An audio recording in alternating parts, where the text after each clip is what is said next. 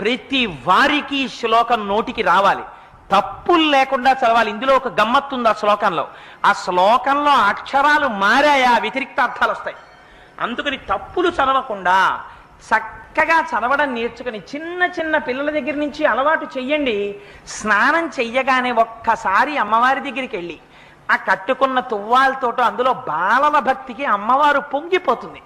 కూర్చుని అమ్మా శరజ్యోత్స్నా సుక్తాం శశియుత జటాజూటమకుటాం వరత్రా సత్రాన స్ఫటిక ఘుటికా పుస్తకరాం సకృన్నత్వా నత్వా కథమివ సతాం సన్నిదదతే మధుక్షీరద్రాక్షా మధురి మధురీణా ఫణితయః అని రోజు అది చదవడం నేర్పండి.